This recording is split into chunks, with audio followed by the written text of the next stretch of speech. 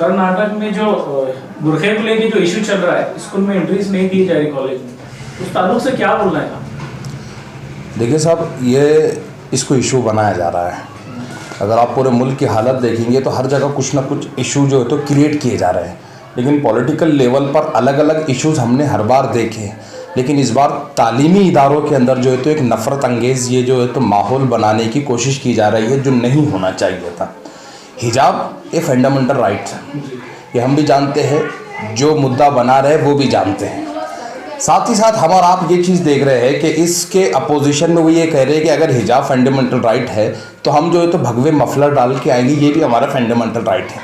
लेकिन अगर हम कानून को देखते हैं साहब, तो कानून ये कहता है कि जो चीज़ आपके मज़हब में इसेंशियल है, ज़रूरी है, जिसको नहीं करने पर जो है तो आपका मज़हब आपको एक्सेप्टेबल नहीं करता, तो वही चीज़ एसेंशियल है, वो चीज़ करना ज़रूरी है। तो अगरचे भगवा मफलर डालना इसेंशियल है हिंदू मज़हब में, तो हम उसका भी खैर मकदम करते हैं, आप डालिए, बिल्कुल डालिए।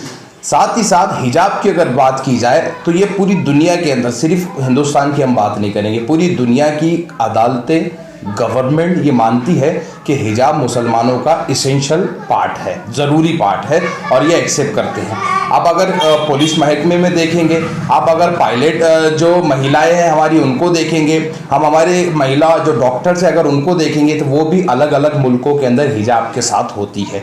गुज़िश्ता दिनों जब अमेरिका का चुनाव हुआ और जब एक मुसलमान लेडी ने शपथ ली है तो हिजाब पहनकर शपथ ली। क्यों? क्योंकि वो ये चीज़ को समझती है कि ये हमारे लिए इसेंशियल है। इस मुद्दे को जो गरमाया जा रहा है साहब, सबसे पहले तो ये गैर कानूनी है। मैं हमेशा से ये कहता हूँ और अब भी ये कह रहा हूँ कि हुकूमत को नफ़रत जो है तो हमसे और आपसे नहीं है, हुकूमत को नफ़रत कानून से है, और वो कानून को कहीं ना कहीं बदलने की बात कर रहे हैं। हमने 2 साल से 2.5 साल से हमारी तालीमी इदारे पूरी तरह बंद है, हमारी तालीम बंद है, और आप जब तालीमी इदारे चालू होते हैं तो हम जो है तो उसके अंदर एक रोकथाम लगा दे रहे हैं कि आपको अगर तालीम लेने आना है तो हिजाब उतार कर आना पड़ेगा।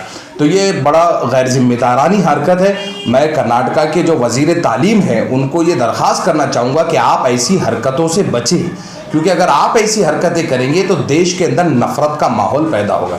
अगर आप देखेंगे साहब, जो भगवे मफलर पहन कर आ रहे हैं या जो बच्चे इश्काफ पहन कर आ रहे हैं, ये दोनों भी टीनेजर हैं, और तालीमी इदारे के अंदर जिसको हम ये कहते हैं कि वो शिक्षा का मंदिर है, हम वहाँ पर पार्शलिटी पैदा कर रहे हैं। तो ये पार्शलिटी पैदा नहीं होनी चाहिए, हमको इसके ऊपर ध्यान देना पड़ेगा। हमको देश की सालिमियत को बचाना बहुत ज़रूरी है, और देश कब बचेगा? जब देश की लोग एक दूसरे से मोहब्बत करेंगे। जो हिजाब कभी भी नफ़रत का इशू नहीं था, सालों से लगाते आ रहे, ऐसा नहीं है कि आज या कल से मुस्लिम महिलाएं हिजाब लगा रही है, ज़माने से लगा रही। अचानक से आप ये कहते हैं कि इनका हिजाब लगाना दूसरे बच्चों को जो है तो थोड़ा सा ऑकवर्ड फील हो रहा है, इसलिए हम जो है तो ये इसके ऊपर पाबंदी लगाना चाहते हैं। तो मेरा सवाल है मिनिस्टर साहब से कि साहब, आज से पहले क्यों ऑकवर्ड महसूस नहीं होता था?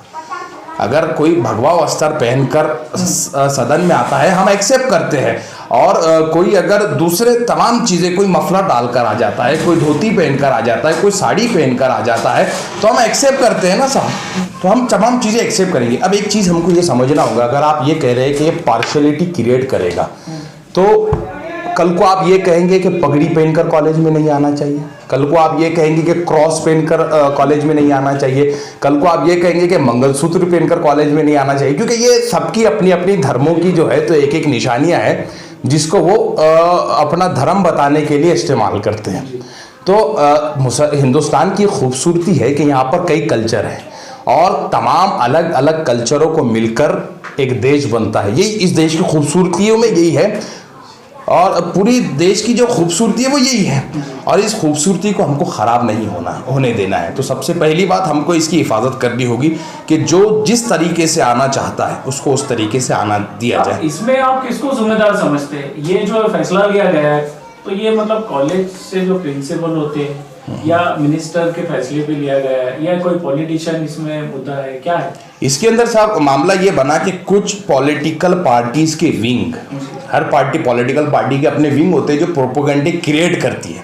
तो पॉलिटिकल एक नाम नेहाद पॉलिटिकल पार्टी की एक नाम नेहाद विंग ने कॉलेज में आकर ये प्रेशराइज किया है कि ये जो बच्चियां हिजाब पहनकर आ रही है ये ऑकवर्ड फील होता है और इनको हिजाब पहनकर कॉलेज में ना आने दिया जाए क्योंकि ये पार्शलिटी क्रिएट करता है। साहब उसमें पॉलिटिशियन अगर करना है यानी कि पॉलिटिकल पार्टी जैसा आप बता रहे हैं, अगर पॉलिटिशियन ही करना है तो जरूरी नहीं है कि बुर्का ही हो, पॉलिटिक्स करना है तो ऑल कास्ट के लिए भी कर सकते हैं। नहीं, मामला वो नहीं है साहब। मामला जो है तो एक कास्ट को पकड़कर दूसरे तमाम कास्ट को मैसेज देना है। अच्छा। उत्तर प्रदेश में चुनाव है और जो है तो आने वाले साल खुद कर्नाटका में चुनाव होना है, तो एक मुद्दे को क्रिएट किया जाए। उत्तर प्रदेश की अगर बात ली जाएगी तो आप मंदिर मस्जिद की सियासत करते हैं, आप अगर मध्य प्रदेश में चले जाए तो आप नमाज की सियासत करते हैं, आप कर्नाटक में चले जाए तो आप हिजाब की सियासत करते हैं। जिस सरकारों को ये चाहिए था कि हम जो है तो देश की अर्थव्यवस्था पे बात करें, जिस सरकारों को ये चाहिए था कि हम देश की इकोनॉमी पे बात करें, देश की तरक्कियों पे बात करें, देश के विकास पे बात करें, हम एक तरफ विश्व गुरु बनना चाहते हैं और दूसरी तरफ हम अपने ही लोगों को तालीम से रोकना चाहते हैं। हर जगह अगर पॉलिटिक्स का जब मुद्दा आता है जैसा आपने बताया था, तो पहले ही मुस्लिम कास्ट को ही क्यों आगे किया जाता है? देखिए, मामला मुस्लिम कास्ट का नहीं है, पहली बात तो ये समझ लीजिए। किसी भी मामले को, मुद्दे को जो है तो एक बड़ा प्रोपेगेंडा बनाने के लिए कोई एक जगह चाहिए जहाँ से आवाज़ जोर से उठे। तो जाहिर सी बात है, मुसलमान एक वाहिद ऐसी कौम है जिसके अगर शरीयत पे कुछ कह दिया जाए तो सबसे पहले ये बाहर निकल गए कि हम अपनी शरीयत को जो है तो सेव करेंगे। और जब शरीयत की सेव करने की बात आती है तो मुसलमान सबसे आगे आने वाला है। तो सबसे ज़्यादा मैं समझता हूँ मतलब जज्बाती जिसको बोलिए हम हैं, तो हम ही को जो है तो काड़ी किया जाए, तो ये नहीं होना चाहिए। हम जो है तो देश की सरकारों से, ख़ास तौर पर उन लोगों से जो अपनी अपनी कुर्सियों पर बैठकर मिनिस्टर्स हैं, उनसे ये कहते हैं कि आप मोहब्बतों को आम करें, आप इस देश के संविधान को आम करें। देखिए, जहाँ पर एक कॉलेज के अंदर अगर कोई बच्ची पंजाबी सूट पहनकर बैठी है, दूसरी अगर जो है तो स्कार्फ पहनकर बैठी है, तीसरी साड़ी में बैठी है, ये हमारा कल्चर है साहब, ये हमारे अलग अलग कल्चर है और ये हमारे देश की खूबसूरती है। आप इसको बर्बाद ना